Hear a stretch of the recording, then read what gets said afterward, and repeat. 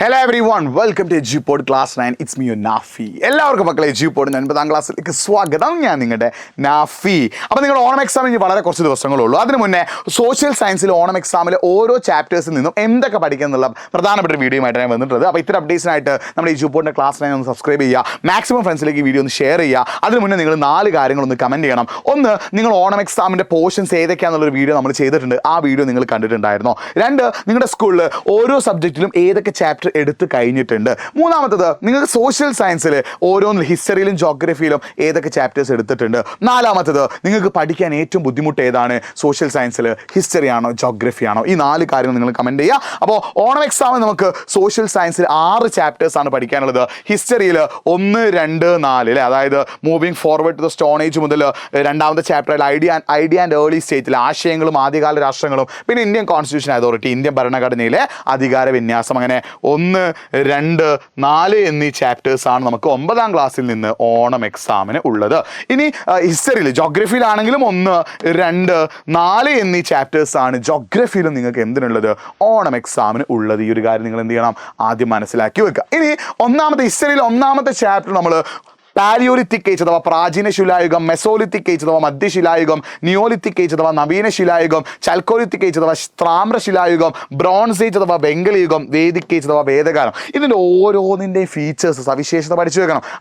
അതിന് തെളിവുകൾ കിട്ടിയ സ്ഥലങ്ങളുണ്ട്, അതേപോലെ സ്ഥലങ്ങളുടെ പേരുകൾ, അതേപോലെ തന്നെ ഈ വേദകാലം 2 വേദകാലം ഉണ്ട്. 2 വേദകാലത്തിൻ്റെ സവിശേഷത, ഈ ഓരോ കാലഘട്ടത്തിലും ആളുകൾ ഉപയോഗിച്ചത് എന്തൊക്കെയാണ്, ആ കാര്യങ്ങൾ നിങ്ങൾ നിർബന്ധമായിട്ട് പഠിച്ചിരിക്കണം. അപ്പോൾ ഈ ഓരോ കാലത്തിലും ആളുകൾ ഉപയോഗിച്ച കാര്യങ്ങൾ, ആ കാലത്തിൻ്റെ സവിശേഷത, 2 വേദകാലമുണ്ട്. ആ 2 വേദകാലം തമ്മിലുള്ള വ്യത്യാസങ്ങളൊക്കെ എന്ത് ചെയ്യും? ഹിസ്റ്ററിയിൽ ഒന്നാമത്തെ ചാപ്റ്ററിൽ നിന്ന് ഓണം എക്സാമിന് ചോദിക്കും. ഇനി നിങ്ങൾ ജോഗ്രഫിയിൽ ഒന്നാമത്തെ ചാപ്റ്ററിലേക്ക് പോവുകയാണെങ്കിൽ ക്ലാസിഫിക്കേഷൻ ഓഫ് നോർത്തേൺ മൗണ്ടൻ റീജിയനിലെ ട്രാൻസ് ഹിമാലയ, ഹിമാലയ, ഈസ്റ്റേൺ ഹൈലൻഡ്സിലെ ട്രാൻസ് ഹിമാലയ, ഹിമാലയം, കിഴക്കൻ മലനിരകൾ, അതിൻ്റെ സവിശേഷത, പിന്നെ ഒറിജിൻ ഓഫ് ഹിമാലയ, ഹിമാലയം എങ്ങനെയാണ് ഉണ്ടായത്, പിന്നെ ഹിമാലയ ആൻഡ് റീജിയൻ ഡിവിഷനിൽ നമുക്കറിയാം എന്താണ് വെസ്റ്റേൺ ഹിമാലയം, പടിഞ്ഞാറൻ ഹിമാലയം, സെൻട്രൽ ഹിമാലയം, മധ്യ ഹിമാലയം, ഈസ്റ്റേൺ ഹിമാലയം, കിഴക്കൻ ഹിമാലയം. ഈ ഓരോ ഹിമാലയത്തിലും വെസ്റ്റേൺ ഹിമാലയത്തിൽ കാശ്മീർ ഹിമാലയ ഉണ്ട്, ഉത്തരാഖണ്ഡ് ഹിമാലയ ഉണ്ട്, ഹിമാചൽ ഹിമാലയ ഉണ്ട്. ഇതിൻ്റെ ഒക്കെ സവിശേഷതകൾ നിങ്ങൾ എന്ത് ചെയ്യണം? പഠിച്ചിരിക്കണം. അതുമാത്രമേ ഹിമാലയത്തിലെ നദികൾ, അവിടുത്തെ മണ്ണ്, അവിടുത്തെ കൃഷി, നദികളൊക്കെ വളരെ ഇമ്പോർട്ടൻ്റ് ആണ്. ഇത് നിങ്ങൾ എന്ത് ചെയ്യണം? പഠിച്ചിരിക്കണം. It's very very important. ഇത് നമ്മൾ ഹിസ്റ്ററിയിൽ 2ാമത്തെ പാഠത്തിലേക്ക് വരുമ്പോൾ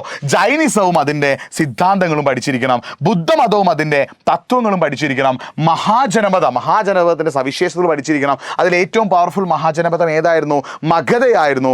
മഗധ എന്തുകൊണ്ട് പവർഫുൾ മഹാജനപദമായി? എക്സാമിന് ചോദിക്കാൻ ചാൻസ് ഉണ്ട് കേട്ടോ. പിന്നെ മൗര്യൻ ഡൈനാസ്റ്റി, മൗര്യ സാമ്രാജ്യത്തെക്കുറിച്ച് അല്ലെങ്കിൽ മൗര്യ രാജവംശത്തെക്കുറിച്ച് പഠിക്കണം. അവർ ചെയ്ത കാര്യങ്ങളൊക്കെ വളരെ വളരെ ഇമ്പോർട്ടൻ്റ് ആണ്. പിന്നെ അശോകൻ ആൻഡ് ധമ്മ വളരെ ഇമ്പോർട്ടൻ്റ് ആണ്. അശോക ചക്രവർത്തിയും അദ്ദേഹത്തിൻ്റെ ആശയമായ ധമ്മയെ കുറിച്ച് പഠിക്കണം. പിന്നെ അലക്സാണ്ടറിനെ കുറിച്ച് നിങ്ങൾ എന്ത് ചെയ്യണം? പഠിച്ചിരിക്കണം. ഇത്രയുമാണ് ഹിസ്റ്ററിയിലെ 2ാമത്തെ ചാപ്റ്റർ നിങ്ങൾ പഠിച്ചു വെക്കേണ്ടത്. നമ്മൾ ജോഗ്രഫിയിലെ 2ാമത്തെ ചാപ്റ്ററിലേക്ക് വരികയാണെങ്കിൽ formation of Indo Gangetic Brahmaputra plain, Sindhu Ganga Brahmaputra സമതലം എങ്ങനെയാണ് ഉണ്ടായത്, അതേപോലെ തന്നെ regional divisions of Indo Gangetic Brahmaputra plain, അതായത് നമുക്കറിയാം ഗംഗാ പ്ലെയിന്, അതേപോലെ തന്നെ ബ്രഹ്മപുത്ര പ്ലെയിൻ, ബ്രഹ്മപുത്ര സമതലം, അതേപോലെ പഞ്ചാബ് ഹരിയാന പ്ലെയിൻ, അങ്ങനെ ഓരോ ഡിവിഷൻസ് ഉണ്ടല്ലോ, അതിൻ്റെ സവിശേഷത, അതേപോലെ ദോബുകളൊക്കെ ഒന്ന് പഠിച്ചു വെച്ചോ, വളരെ വളരെ ഇമ്പോർട്ടൻ്റ് ആണ്. പിന്നെ ഈ division of north Indian plain of geomorphic features important ആണ്.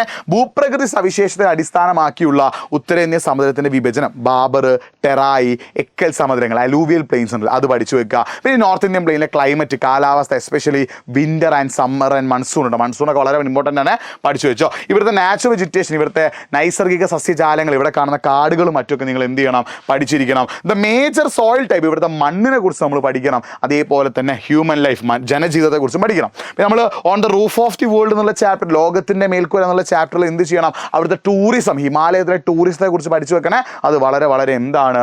ഇമ്പോർട്ടൻ്റ് ആണ്. പിന്നെ നമ്മൾ ഹിസ്റ്ററിയിലെ 4ാമത്തെ പാഠത്തിലേക്ക് വരുമ്പോൾ നിങ്ങൾ ഓർത്ത് വെക്കേണ്ടത് ഒന്ന് ഒബ്ജക്റ്റീവ് റെസൊല്യൂഷൻ അഥവാ ലക്ഷ്യപ്രമേയം പഠിച്ചു വെക്കണം. പിന്നെ ഫീച്ചേഴ്സ് ഓഫ് കോൺസ്റ്റിറ്റ്യൂഷൻ, ഭരണഘടനയുടെ സവിശേഷതകൾ, ഫീച്ചേഴ്സ് ഓഫ് ഫെഡറലിസത്തിന്റെ സവിശേഷതകൾ, union list, state list, concurrent list കേട്ടോ.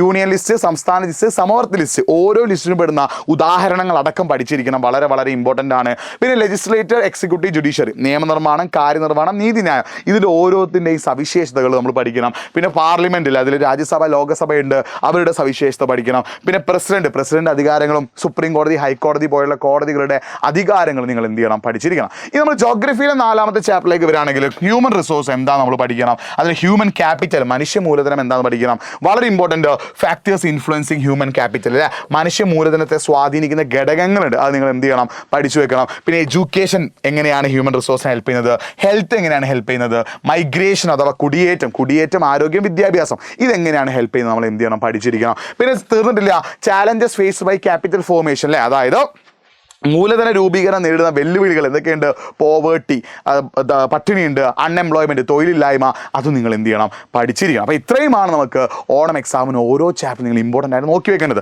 ഇതിൽ ഈ ചാപ്റ്ററിനൊക്കെ നോട്ടുകൾ അല്ലെങ്കിൽ സ്റ്റഡി മെറ്റീരിയൽസ് നിങ്ങൾക്ക് ആവശ്യമുണ്ടെങ്കിൽ nafi.edu-pod എന്ന ഇൻസ്റ്റാഗ്രാം പേജിലേക്ക് ക്ലാസ് 9 സ്റ്റഡി മെറ്റീരിയൽസ് ഒന്ന് മെസ്സേജ് അയച്ചാൽ ഞാൻ നിങ്ങൾക്ക് എന്ത് ചെയ്യും, അതെങ്ങനെ എടുക്കുക എന്നുള്ള കാര്യം ഞാൻ പറഞ്ഞുതരാം. അപ്പോൾ nafi.edu-pod എന്ന ഇൻസ്റ്റാഗ്രാം പേജിലേക്ക് എന്ത് ചെയ്യുക, ക്ലാസ് 9 സ്റ്റഡി മെറ്റീരിയൽസ് എന്ത് ചെയ്യും, ഒന്ന് മെസ്സേജ് അയക്കുക കേട്ടോ മക്കൾ. പ്രധാനപ്പെട്ട കാര്യം, ഈ ഒരു ഓണം എക്സാമിനുള്ള ചാപ്റ്റേഴ്സിൽ ഫസ്റ്റ് ചാപ്റ്റർ, ഒന്നാമത്തെ ചാപ്റ്റർ കംപ്ലീറ്റ്ലി എഡ്യൂപോഡ് ആപ്പിലൂടെ ഫ്രീ ആയിട്ട് നിങ്ങൾക്ക് കിട്ടും. അപ്പോൾ എഡ്യൂപോഡ് ആപ്പിൽ നിങ്ങൾ ഡൗൺലോഡ് ചെയ്തിട്ട് അതിലെ ഫസ്റ്റ് ചാപ്റ്റർ നിങ്ങൾ എന്ത് ചെയ്യുക, കണ്ടു പഠിക്കുകയാണ്, നിങ്ങൾക്ക് ഫസ്റ്റ് ചാപ്റ്റർ സെറ്റാക്കാൻ പറ്റും. ബാക്കി കാര്യങ്ങൾ സെറ്റാക്കാൻ നിങ്ങൾ നമ്മുടെ സൂപ്പർ ബാച്ചിൽ ജോയിൻ ചെയ്യട്ടോ. അപ്പോൾ മറ്റൊരു വീഡിയോയുമായിട്ട് വീണ്ടും കാണാം. 9ാം ക്ലാസ്സിൽ സോഷ്യൽ സയൻസ് ബുദ്ധിമുട്ടുള്ള ആളുകൾക്കൊക്കെ എന്ത് ചെയ്യുക, വീഡിയോ ഒന്ന് അയച്ചു കൊടുക്കുക, നന്നായി പഠിക്കുക, ഉഷാറായി പഠിക്കുക. മറ്റൊരു വീഡിയോയുമായിട്ട് വീണ്ടും കാണാം. It's me Nafi signing off. By.